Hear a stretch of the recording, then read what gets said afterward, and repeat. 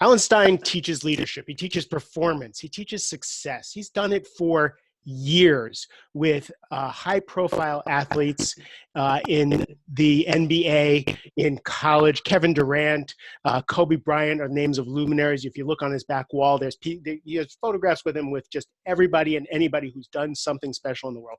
Now he spends his time teaching it to organizations and corporations. And he wrote a book called Raising Your Game, which is basically taking those principles as being a success and high-performance coach and bringing it into the corporate world. But I noticed something. We were going to have Alan on the call to talk about his new book, because he's always learning, he's always growing, he's always teaching. But now in the middle, we're recording this in the middle of the coronavirus epidemic. We're recording this in the middle of race riots, of peaceful protests, of just a time of confusion and angst for a lot of people. So I thought we would just change the topic, because he stated last week that he's going on a listening tour. And I want to find out what he's learning. So Alan, thanks for being on the show. Oh, it's always my pleasure, Mark. Great to connect with you, my friend. First question, Emma, are we having a little trouble with the connection? Yeah, well, you were kind of going in and out. I don't know how clearly I sound to you, but you were kind of going in and out just for the last 20 seconds. Okay, so since I'm recording on my end, hopefully it'll stay good. Yeah, it should be fine. If not, engineering will do its magic. So yeah, so you are in the world. If you're in the world of the NBA and basketball, you're in the world of African American kids. You've known. I've seen on your timeline people that you've coached in high school and talked to in high school, and now they're men and they're leaders, and so you've run the gamut. Now you're going on a listening tour. I'm really curious what you're learning. Well, a tremendous amount, and I actually believe that listening is always the first step to learning anything. I put listening to being very congruent with humility, with being open, which are all traits of being coachable. So considering I've spent most of my life in the sports world, I know how important it is to be coachable. Whether you're an athlete or a coach, it doesn't matter where you fall, but you need to have the humility to admit that you can get better and you can improve. And the only way you can do that is to collect new information and feedback that you didn't have before. And the foundation of that is listening. So certainly, as you mentioned, we're in the middle of a global pandemic, but at present, that's not even the major headlines. Right. The social injustice and social unrest that we're experiencing is above the fold right now. And I really feel the best thing I can do to learn to be able to better serve anybody is to just listen. And, when I say listen, I'm saying that in air quotes, because listening also has to do with seeing, so I'm perusing social media. I'm staying atop of everything that's going on, and I'm intentionally listening to every different perspective and vantage point that I can. I'm not just listening to people that look, walk, and talk like me. I want to listen to everyone that I can. And this is not even just about race. I want to hear male, female perspectives. I want to hear old and young perspectives. I want to hear East Coast, West Coast perspectives. I want to hear United States versus other country perspectives. So while race may be highlighted at present, I've always believed that the more diverse of a group that you can listen to, the more informed you'll be. I was just watching that one of the high school commencements you spoke at, and one of the things you hammered home was being a lifelong learner, making learning and being coachable part of your daily practice. And I love that you take that to heart. Like you announce to the world, I'm done teaching for a little while, I'm going to listen. So I love people who walk their talk. What conversations are you having with your kids these days? Well, I've had some wonderful chats with my children. And for context for your listeners, I have 10-year-old twin sons and an 8-year-old daughter, which puts them at a very fascinating age because they're old enough that I believe that I can have some adult conversations with them. I don't talk to them like they're little babies, because they're not. They're on the cusp of being young men and young women. So I want to give them that respect to speak to them in that nature. And of course, what we talk about and how we talk about it is age appropriate for their age. I realize they don't quite have the emotional intelligence or life experience that maybe you and I have. So I do, color that appropriately. But I just believe in being very truthful and honest with my children. I believe in creating a safe environment where they feel comfortable asking me any question. Those that have children around that age, that the questions they ask are so pure and they're so raw. I think one of the things that we've really brought up, highlighted in this past week, but something we've known forever is that racism is taught. And if it's not verbally taught, then it's modeled. This is not a gene. You're not born with a racist gene. It's based on the environment that you grow up in. It's based on, when you're younger in those formative years, what you see and what you hear and what people teach you. So what's most important for me is just making sure that I'm always honest with my children and let them know there's no such thing as a bad question. I don't even really care about how they phrase stuff when they ask me. I just want to make sure that they feel comfortable opening up. And my goal with my own children is to give them the respect of the truth. But also I let them know that there are differences between facts and beliefs. And I don't try to download my beliefs on my children. I want them to be free thinkers. I want them, I want to teach them how to think, not what to think. So I let them know when there's something factual, but I also let them know, hey, this is just something that daddy believes and daddy thinks. What do you think about it? And I let them know that they don't have to agree with me. At their age, me being one of their primary caretakers, they tend to agree with a lot of my viewpoints. And that just hammers home again, the responsibility that we have with the younger generation. It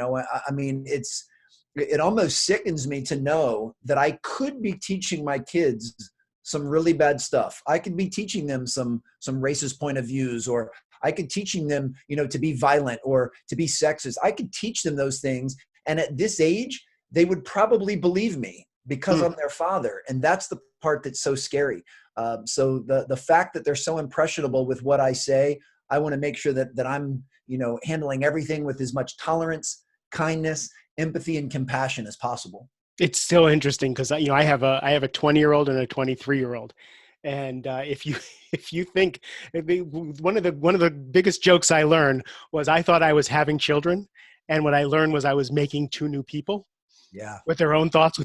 So as much as I thought I was downloading and teaching them and giving them values and all that stuff, and I did in some sense, of course, when they became teenagers, when they became, young men, they had their own thoughts, their own views. And now they teach me so much. It's kind of blowing my mind. And again, watching who they are in the middle of all of this, the questions they ask. One of the things that I did learn is just allowing what you just said, especially as I get older, is checking my reactions at the door has been one of the greatest muscles I've worked, is letting them say and think and ask anything. Yeah. Take a breath and then respond. Absolutely. Because I'll tell you, they say some incendiary things. Of course. But here's the part that's so cool. What they're saying is incendiary to you through your perspective and your vantage point, but clearly not to them. And this is one of the silver linings that I do hope comes out of all of this mess that we've been in, is an openness and a tolerance to be able to have civil and respectful discussions with people that view things very differently than we do. Sure. This is one of the most divisive times in our country, politically, racially, religiously. I mean, there's so many things that are taught to divide us, and those things don't need to divide us.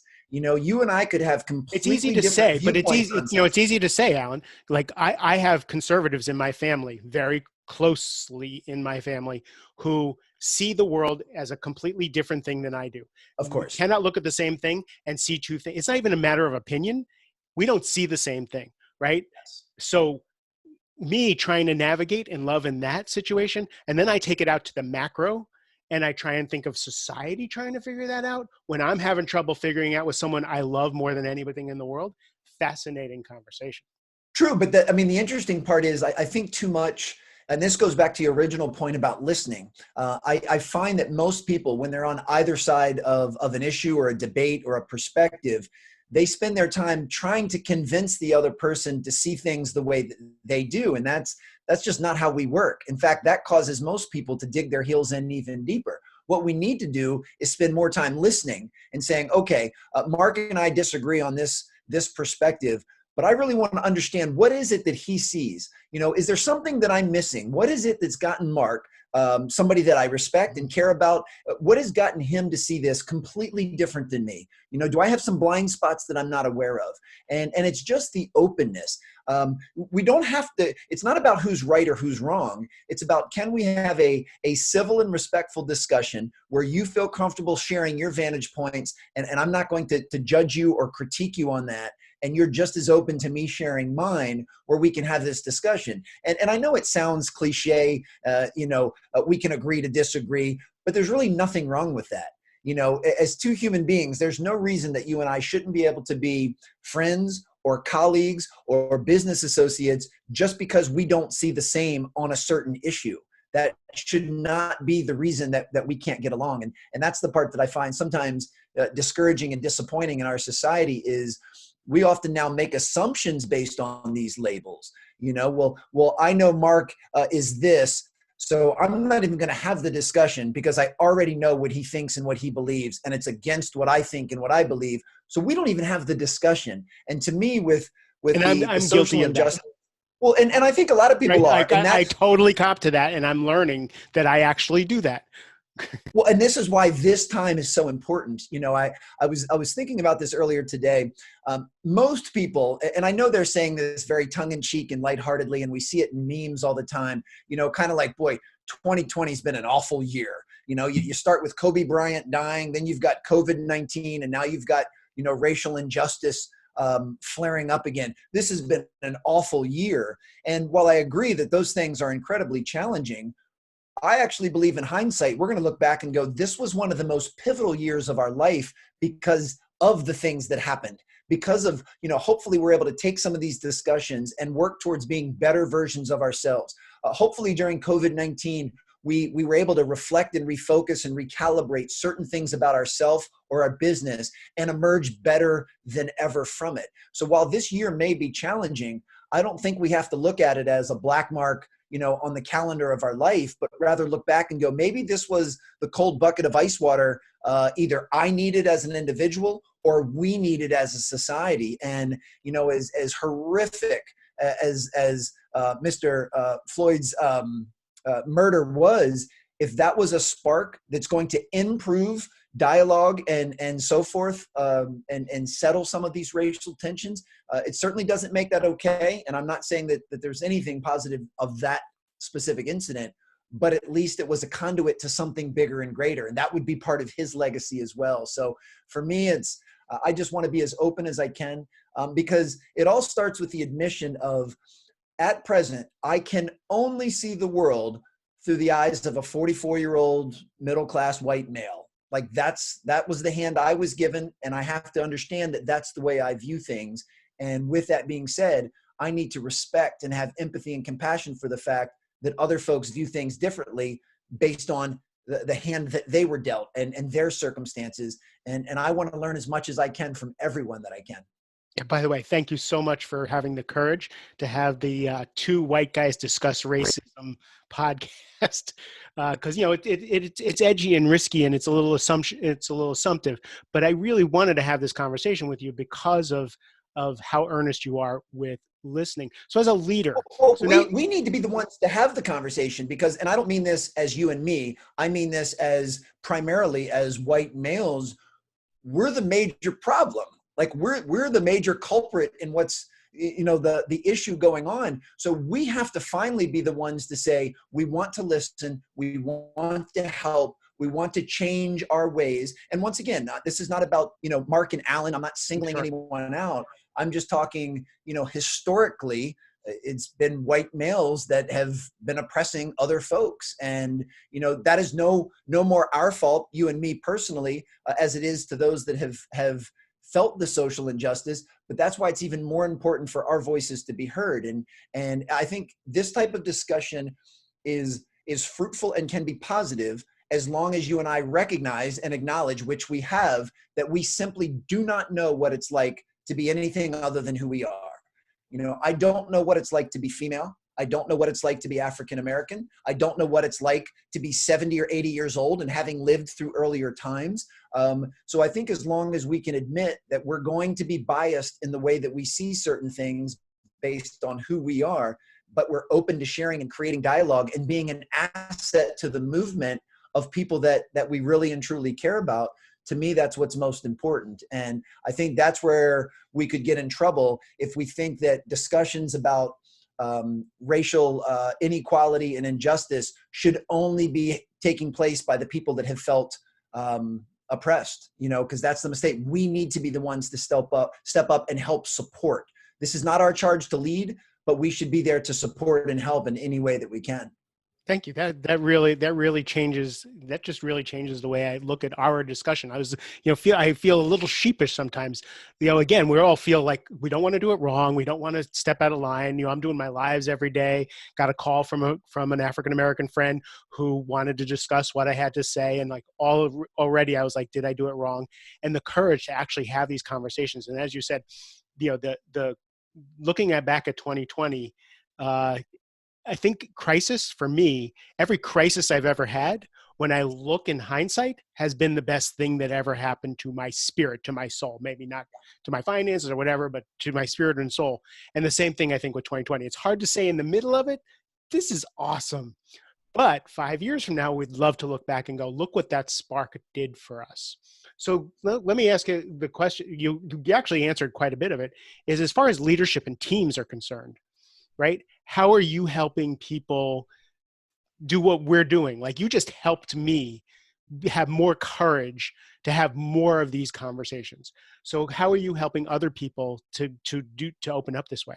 Well, one of the major staples of everything I've always taught, this is well before what we're experiencing these past couple of weeks, is how much I believe in diversity and how much that can actually strengthen a team. And once again, I do believe, especially now at present time, when we hear the word diversity, most people immediately think of race. But that's only one area of diversity. Age diversity, gender diversity, certainly ethnicity. All of these things, all they do is allow us to have a much more well-rounded perspective and approach. As a professional speaker, I have a pretty small team. I don't have a large corporation with hundreds of people. I've got a small nuclear team that really helps me in every facet of my business. But if I had a company and had 100 people on my team, I would want that team to be as diverse as possible. I'd want some of the young whippersnappers that are just coming out of college. And I'd also want some folks that are my parents' age, because the two different vantage points and life experience that they've had, just one growing up without technology and one growing up with technology and tethered to it from the moment they're born, would give so many different perspectives. And same thing from cultural standpoints and gender standpoints. So if you're trying to be as well-rounded of a human being as you can be, and as well-rounded of an organization, you should intentionally surround yourself and insulate yourself with as many different perspectives as you can. And you still vet these people for quality. This is not about checking boxes. This is about saying, I welcome other people's thoughts because they're going to help me see things that I haven't been able to see. And, I'll say quite candidly, that in full admission, when the Black Lives Matter movement first started several years ago, I was one of those people that thought, my response to that was, no, all lives matter. And I really sat on my high horse and felt that what I was saying was noble, and that, I was so wrong with that. I really had I really misunderstood what Black Lives Matter means. And thankfully, I had insulated myself with people from the African-American community who loved me and cared enough about me to say, Alan, when you're saying that, you actually sound rather ignorant, and here's why. And they were nice enough to explain it to me because they knew where my heart was. They knew that what I thought I was doing was right, but they allowed me to see a blind spot that I could not see by myself. And because I was open to that, and because I cared just as much about them as they cared about me, I was able to have a different vantage point. And there was a trust there, like what you just told me is I'm really moved by that. The trust to be able to have a conversation with someone and to have the trust when they're saying something ignorant and something that actually impacts you, and to still love them and bring them along, and to trust the people who are talking to you is if we can get there, oh my God, we can have conversations. There's a woman in my life, Josh, devout Christian, and she happens to be an outspoken African American woman, but she's constantly talking about the Bible. She's constantly talking about Jesus, and she's just wonderful. And she's decided, she is definitely against people being gay. She doesn't believe it, right? I'm married to a guy, and we actually had a frank discussion, right? And for her and for her to come around, she still doesn't think it's right, Yeah. but she loves me, right? Like, and we've been able to come this way, and that was so healing for both of us, and it was really a beautiful thing. So yeah, to have And that, the because beautiful part is she doesn't have to agree because it's not her life to live. It's you get to make, you get to lead your life based on your values, and she leads hers on her values. And even if they're polar opposite, which in the example you just gave are about as polar opposite as you can get, but the fact that you guys can still have common ground as human beings and still care for one another and still want what's best for one another, even when you don't agree on something as fundamental as that, to me, that's a good thing. We don't need everyone in the world to look and view things the exact same way we do. That would be boring. So I think it's nice to have some diverse thinking and diverse perspectives. And I really commend you for being open to at least hearing what she has to say as she did for you. So no, I think there's that's that trust that that's that trust that absolutely, you illustrated with your absolutely. friends. That reminded me of that trust. Like, I trusted the love and the friendship Yeah. versus the viewpoints and the opinions and that kind of thing. Yes, and it can always be handled with respect and civility. Even if you decided, look, if you're so opposed to my perspective, this simply is not going to work. Like, we just can't be in each other's lives. That's okay too. But even that can be done with civility and respect. You don't have to be slanderish or diminish someone. You certainly don't need to resort to violence or anything like that. You simply, because people will always come and go in our lives. I assume you don't have the exact same circle of friends you had when you were 15. Maybe some of those people are still in your life, but I would No, imagine I some of grew up them on aren't. Long Island. I'm really happy to have them in my rearview mirror. Well, I mean, the interesting part is, but that's the thing. We don't keep the same inner circle for our entire life. And anytime we realize that someone's in our life and that they don't care enough about us to have our best interests at heart, or vice versa, then we simply shouldn't be in each other's lives. But there's no reason that can't, again, I use the same words over and over because they're that important. It doesn't mean we can't be respectful or civil. And in some of the posts that I've made in this past week, people have made some comments on those posts, which, quite frankly, the comment itself I view as ignorant and asinine. Like, I can't even believe that another human being just wrote that. However, I don't want to be that judgmental. So I certainly don't remove it because I believe in free speech, and I'm not, I oppose censorship, and I may retort simply to learn more of their perspective, but I definitely don't get in a mudslinging match. I definitely don't, I don't say anything disparaging to them.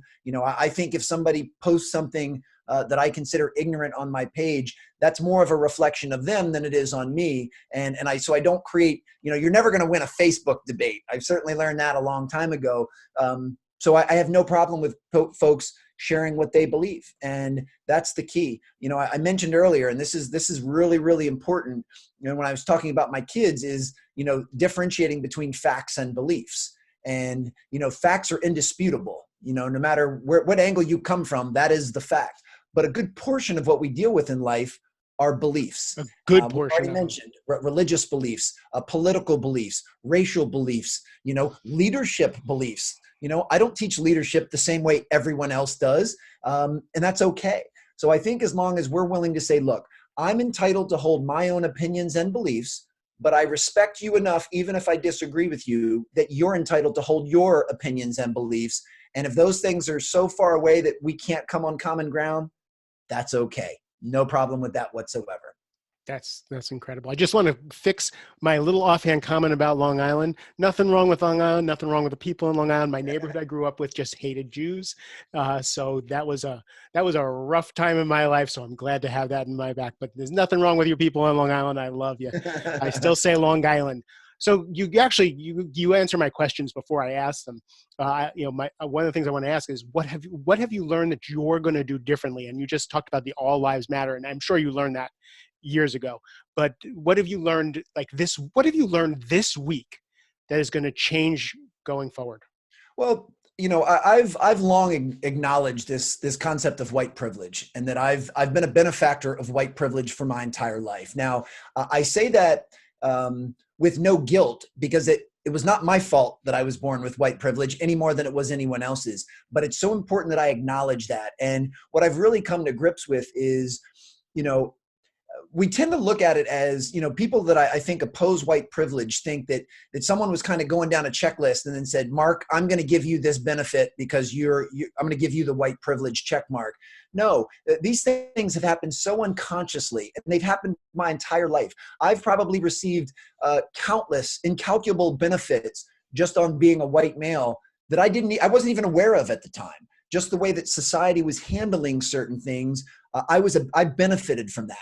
And other people are quite the opposite. Other people, unfortunately, have not had the same benefits, and they've had tougher paths in certain areas. And I think this week has just really reminded me of that, and reminded me of the fact that while I do my best to treat every human being on earth with compassion and empathy and tolerance and kindness, not everyone in the world operates from that same system, and that other people that don't look, walk, or talk like me have had tougher roads in certain areas of their life. And it's very important that I acknowledge that and understand that and do what I can do to help facilitate some improvement in those different areas. And, to me, again, I've got a circle of colleagues and friends that I've been able to have wonderful discussions with. And when someone says there's such a thing as white privilege, I don't get defensive about that, because it's true, and it is a belief. This is not a fact. It's true. It's true, and it's true, and you're not guilty of anything, right? Both can be true. It's true you have white privilege, and you didn't do anything wrong. Right. But acknowledging that you have white privilege means that you can see how the world treats people. Yes, but what I think sometimes folks that are opposed to the concept, they feel like it undermines any success or accomplishment that they've had. It's like saying, well, the reason I'm doing this, this well in a certain area is because of white privilege. And no one is saying that it's necessarily cause and effect. We just have to be able to acknowledge that there is such a thing as preferential treatment. And for the vast majority of the history of the United States, white males have gotten more preferential treatment than any other group on earth, than any other race, certainly than females, and it's not to say that every person of another race or every female, if we're speaking just about you and I, has had a harder path than us or has been, overtly discriminated against. It's not even about that. It's just acknowledging that there is something called white privilege that exists. And I've lived a life that has benefited from that. And I acknowledge that. I don't mind that. I don't say that with guilt, and I don't say that with embarrassment, but I say that if I have been given certain privileges, then it's important that I use those to help as many different people as I can. It's so interesting. I was talking about this a couple of weeks ago on my live, is that I was homeless and living in my truck. I came to Washington, D.C. But here's the difference between me and maybe a person of color or someone of lower means, even a white guy with lower means who was homeless for a longer period of time. I was articulate. I cleaned up well. Like once I decided no longer homeless, quit drinking, right? Got myself a haircut, got myself a shave, put myself together. Bam! I'm on an even playing field, where the other people aren't able to pull themselves out of that so quickly. When I had that realization, that how lucky am I to have absolutely destroyed my life, right? To destroyed myself, and then, because I'm white and pretty and I can speak well, I can now put my life back together a lot quicker than someone else. Oh, for sure. But based on what you mentioned earlier, I'm sure you felt some discrimination for other areas of your life. And there have been some things that have made things challenging for you. So this is where I've always believed in a leadership position that the number one tool we should always reach for is empathy. And just to clarify, not necessarily with you, but with listeners, because I think lots of times people confuse sympathy and empathy. Sympathy is feeling sad for someone. Empathy is trying to view the world through their eyes. It's trying to walk in their shoes. And while we can never fully do that, there is no way that I would ever know what it's like to be a black male in the United States. There is no way that I could know what it's like to be a female. I can do my best to listen to their experiences and get as close to how I believe they would feel as possible. And that's really what empathy is. And the closer we can get to that, I think the more it's easier to be kind and to be tolerant. And, when I hear stories of what some of my friends and colleagues have had to go through just because they are different than me, I mean, it absolutely breaks my heart. And that is something that can build our bond even stronger if we use it correctly. So yeah, I would say the big things for me over these last several years in regards to what we're talking about is for me doing an about face on what the Black Lives Matter movement really means, and acceptance of this concept of white privilege. That no one is saying, Alan, you're only successful because you're a white male. They're basically saying the way this country is structured, you've most likely had some benefits along the way that you weren't even privy to. And I acknowledge that. Absolutely no argument from me.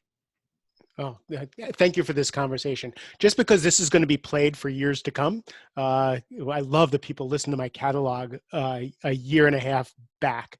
Yeah. It's amazing. People are still listening to your first episode. It's just blows my mind. Tell me about the new book. What's it called? Well, actually, I don't have a title yet. And the interesting part is one of the first things I decided to do when the writing on the wall of COVID-19 was, look, we're probably going to be staying home for a few months, was started working on the follow-up book to Raise Your Game. So Raise Your Game was basically how does one elevate their performance to a maximum level, whether in sports or business or life. This next book is once you've reached elite performance, how can you sustain it and maintain it for long periods of time without getting burnt out, without getting stagnant. Oh, dude, that's mastering midlife. Oh my God, that's so good. That's exactly what it is. And the cool part is, I mean, that's kind of the stage that I'm entering. I'd like to believe that I have not reached my peak performance yet, but if I'm getting close to it, now my goal is, can I keep this going for the next 15, 20, 25 years? So it has to do with longevity. And the way this book is broken down is we're looking at the very short term, which is how do each of us manage the day-to-day stress? We're looking at kind of the midterm, which is how do we avoid stagnation? Once we get pretty good at something, how do we stop putting the cruise control on and just say, look, good is good enough. I'm pretty good at this right now. And then I also want to look very long-term. How do we not get burnout? Both of my parents were elementary educators for 30 years. Like, how did they not get sick and tired of teaching for 30 straight years when we all know that kids can be very trying on our patience? We mentioned, Kobe Bryant, unfortunately, with his passing earlier this year. I mean, he played in the NBA for 20 years. That's like working a regular job for 50 years, when you do the math. How did he continue to stay motivated to be at the top of his game in basketball for 20 years and then immediately go back to the bottom of the totem pole and decide to start the same process in business? At the time of this recording, the NFL season hasn't started yet, but Tom Brady's been playing football forever and said, you know what, I've been with the same organization for 20 years. I'm ready to start anew and go to a new organization. So, and it doesn't matter, you take somebody like Warren Buffett. Warren Buffett has been investing in companies longer than I've been breathing, and he seems to be doing it at a higher level now than he's ever done it before. And I'm fascinated by people that can keep their game up for long periods of time. So that's what the second book will be about. And, it's in its infancy right now, but I'm really excited. And what I've put together so far, I think is going to be really good. Music to my ears. That's what everything that I do, this podcast, my new book, everything is all about that. So if you would you come back and talk about these principles, because you have a lot of wisdom to share. And I love the fact that you take from the sports world and bring that in. Part of the book, I'm going to be using Michael Jordan's, 3-phase career, as a backdrop. So if you would come back, that would be great. Always, anytime. I always enjoy these conversations. Anytime you'll have me, I'll be on. So, all right, thank you. And I'm going to put Raise Your Game and how to follow Alan. He's been posting some really good stuff. He's always thoughtful, always insightful. Follow Alan, and you will raise your game. Well, and if I can make one more kind of, shout out or disclaimer on this, anyone that is listening to this that is not a middle-aged white male like Mark and I, if there's anything in our discussion that you believe, I won't speak for Mark, but for myself, that you believe I need to be corrected on, or that I need to view differently, or if you think that I'm missing the boat on something, or you want to encourage a certain position, I would hope folks would reach out. Part of this listening is being open to that type of feedback. So if somebody's listening right now, whether you're a different age or a different ethnicity or a different gender, and you're kind of shaking your head going, what are these two knuckleheads talking about? Please reach out to me, because I'd love to be enlightened and hear what you have to say. Doesn't necessarily mean we'll agree, but I can promise you that I'll listen with open ears and an open heart. He does speak for both of us. And I really appreciate you throwing that out there, Alan, in that invitation. To everybody else, your time and attention is precious to me and to Alan. I love you. Have a great rest of the day.